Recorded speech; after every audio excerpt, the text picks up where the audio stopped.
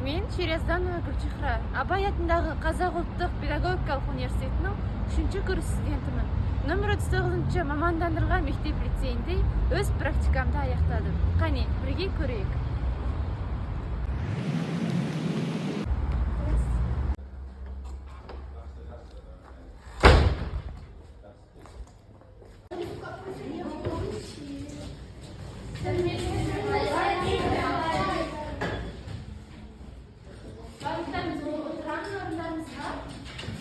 Sabahqa dayındalamız, kitap defterlerimizi açıp oturayıq.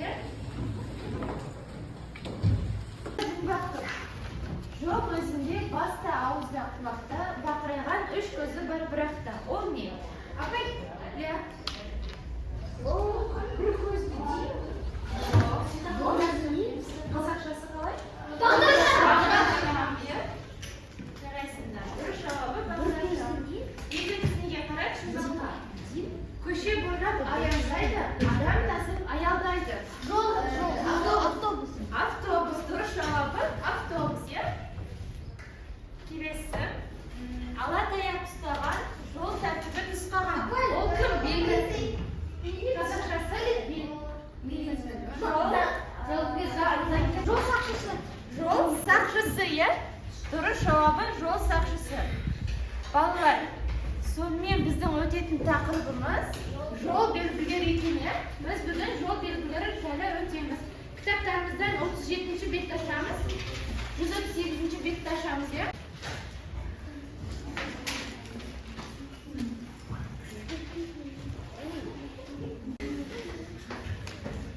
Партаға қарайшы. Бірінші партада қиындылар тұр, иә? Осы қиындылардан бір-бірден аламыз да, бұл жерде 3 сурет шығу керек. Кімде бір сурет шықты, солар топ-топ болып отырамыз, жарайды ма? Барлығымыз келіп, мына жерде қиындыларды ала берейік, иә? Біреуден аламыз, тек біреуін аламыз. Қарамаймыз, алмасын. Біреуін аламыз.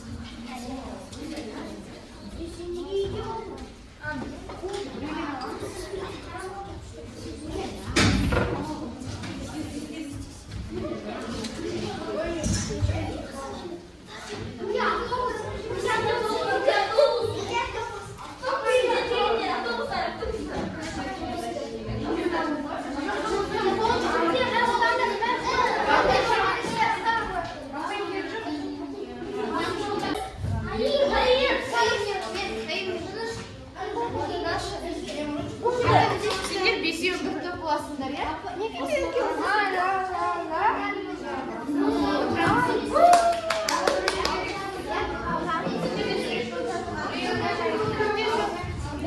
Бағдаршамның бір көзі кімде, балалар?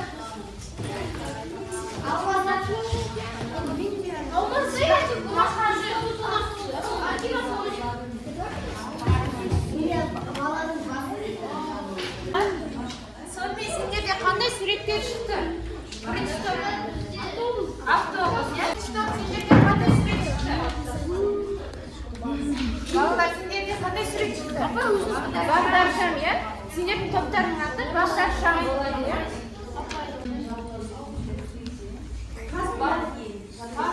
Тақтаған асыралар, балалар.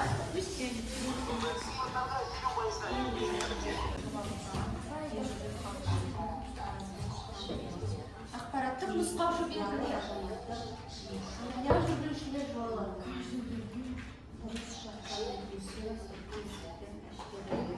Жер үсті өтпесі деген белгілер не бұл? Жер асты өтпесі, иә? Файдың аялда орнамызға тұйық, яғни жол жоқ деген мағынаны білдіреді. Bunu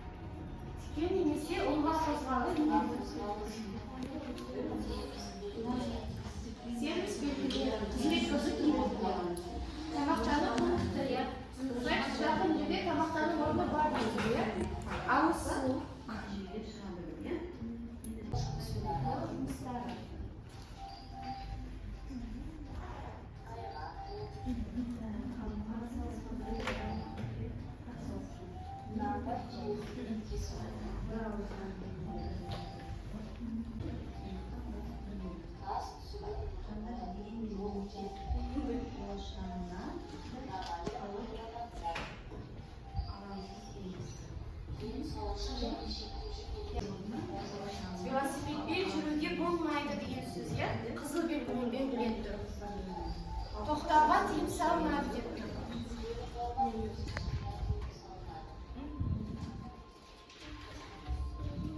Жақсы. 10 желтоқсанда Лондондағы парламент ғимаратының алдына орналастырылды. Алғашқы кезде екі семафорлық қанаты бар бағдаршам қолмен басқарылған. Қанаттың көлбеу көтерілгені тоқтар 45 градусқа салбырап тұр. Ал қараңғы түскен кезде айнамалы газшам пайдаланылады. Осылайша бағдаршамды басқаратын полиция жараланды.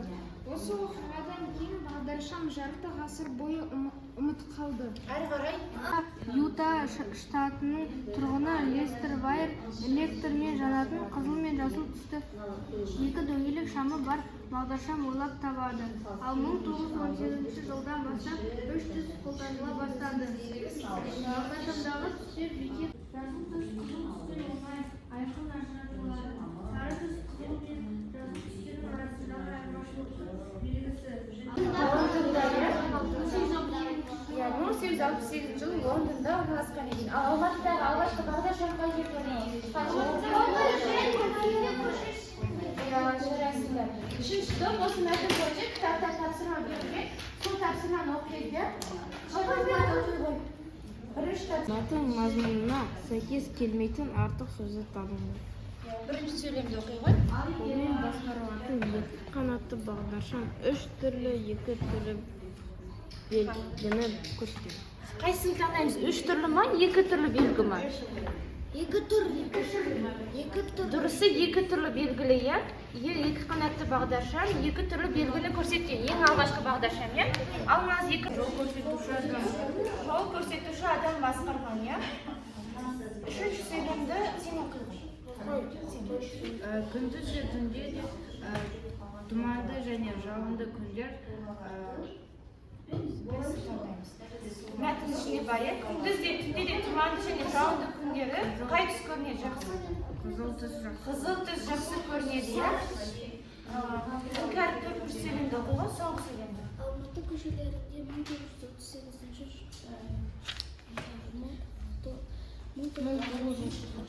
Топтаған сұраққа жауап берулері керек. Бірінші топқа сұрақ. Топ ішінде. Біріккен сөз дегеніміз не? Біріккен сөз дегеніміз екі түбірден тұратын сөз. Екі түбірден тұрып, Екі түбірден тұрып бір сөз құрайды. бірігіп жазатын сөздерді біз біріккен сөздер деп атаймыз, иә? Екінші топ жол сақшылары арасындағы сұрақ. Топ бойынша сұрақ, иә бұл?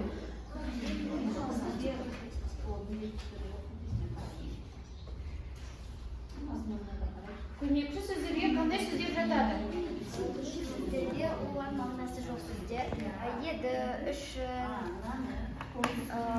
болған, еді, үшін, Жарайсың, керек.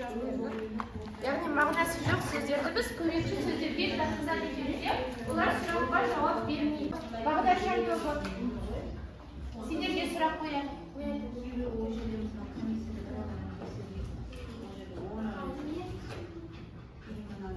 Осы сөзді неше түрі бар? Иә, Алмас жауап бере ғой. Осы сөздің неше түрі бар? Екі түрі бар, иә? Көмектесеміз. Қандай түрлері бар? Жұмыс жасаймыз. Қолданамыз. Бірінші негізгі сөздің ережесін айтады. Негізгі сөздерді.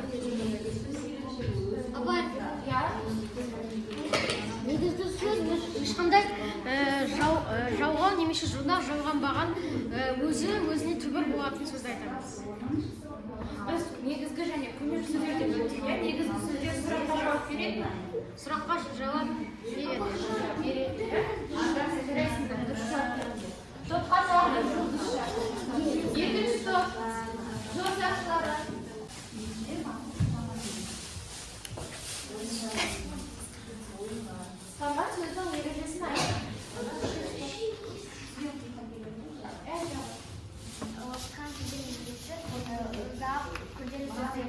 басқарған тілімен ол мысалы қазақстан республикасында Қайталама қос сөзге мысал келтір. иә екі рет аталады мысалға жылтыр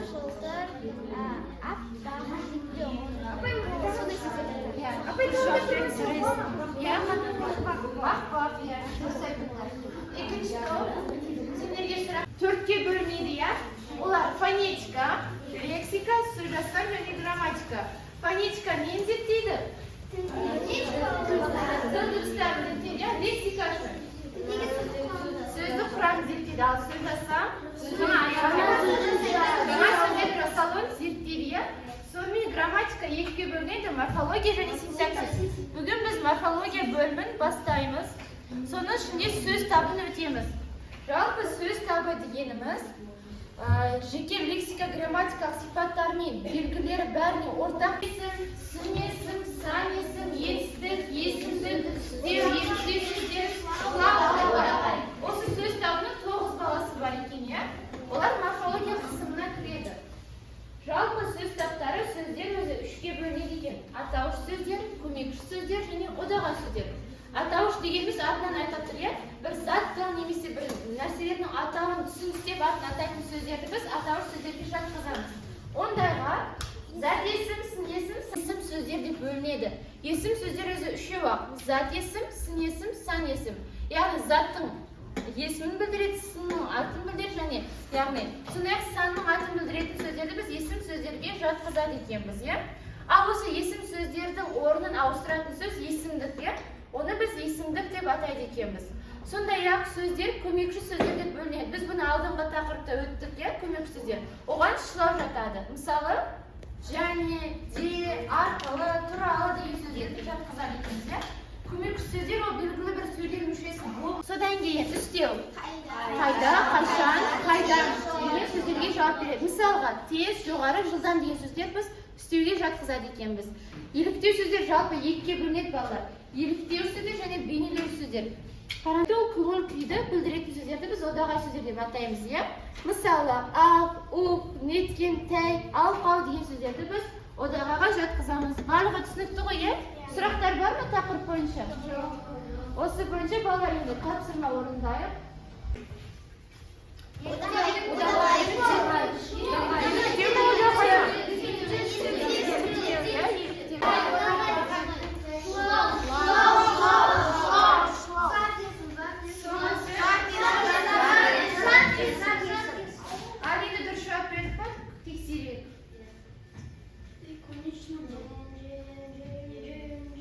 Жарайсыңдар. Барлығына дұрыс жауап бердіңдер, иә?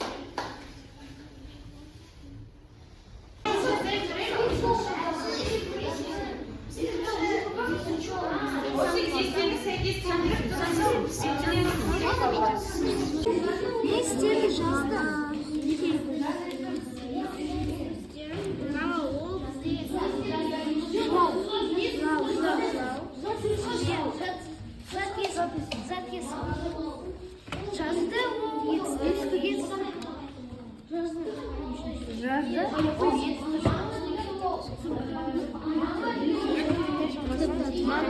Мана ол не? Еліктеу сөз Почему-то у нас удағайда маңы тұр. Удағай қолда отыр. Значит, удағай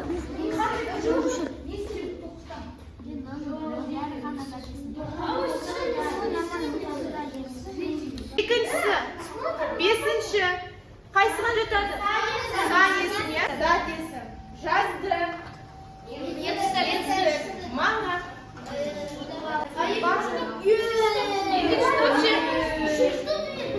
Балалар екінші топ дұрыс жауап беріп тұра барлығы. Біреу қате, иә? Екінші топ сендерде біреу қате екен, топтық жұмыс орындап қойғаннан кейін жеке жұмыс орындайық, иә? Жаңа сіздерге айтқандай, бірінші әр тапсырмасын барлығымыз дәптерге жазамыз, кестені сәйкестендіріп, сөйлемдерді дұрыс жазуларың керек. Дұрыс жауап жазған оқушыға 3 жұлдызша беремін. Оқушы жеке-жеке, әркім өз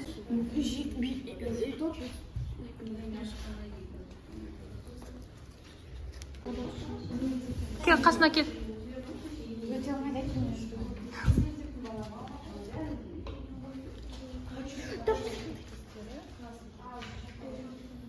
Бекер дегенде. Апай, не? Жарайсың. Апай.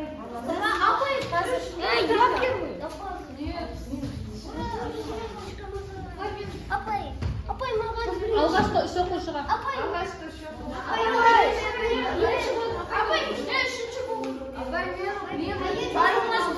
үшінші бол. Иә, жарайсың.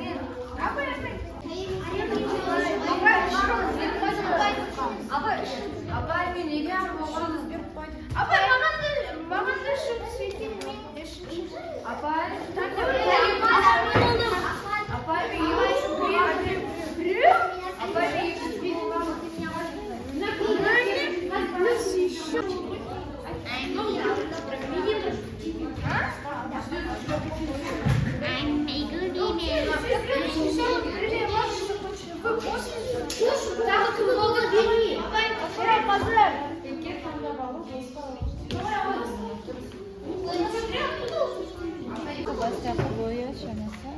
дұрыс жатыр. Жарайсың. Намазға барамын.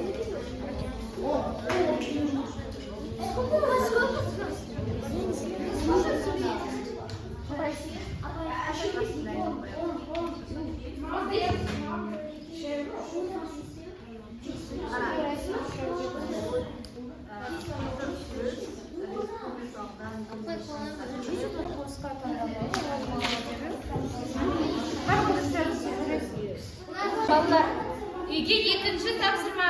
Кітапқа қараймыз, екінші тапсырмада сурет тұр. Көріп тұрсыңдар ма, балалар? Сол сурет бойынша үйде мәтін құрап жазып келеміз, жарайды ма?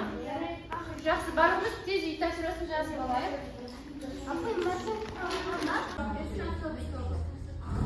Үй тапсырмасын жазып болсам да, сізге стикер таратамын. Бүгінгі сабақта не түсінші болды, не түсінсіз болды, соны барлығын жазып, тілек ағашына жабыстырамыз, жарайды ма? Ұнамады ма, түсінікті болды ма, болмады ма, қандай тілектерің бар, соны жазамыз. Жоқ, осы сабақ бойынша тілектерімізді тақтадан тілек ағашы тұр, иә? Соған жабыстырамыз. Апай, мені жазамыз. Что мы хотим? Жоқ, осы сабақ ұнады ма, ұнамады ма, қажет түсінікті болды, енді түсінік емес қой. Осыны жазамыз, жақсы ма?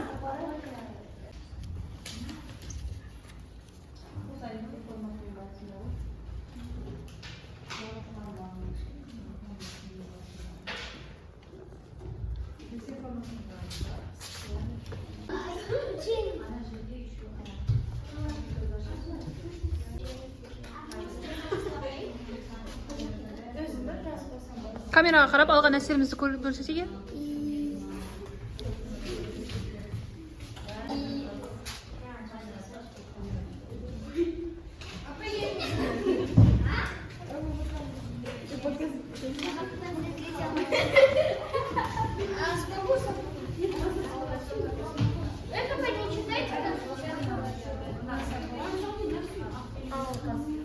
А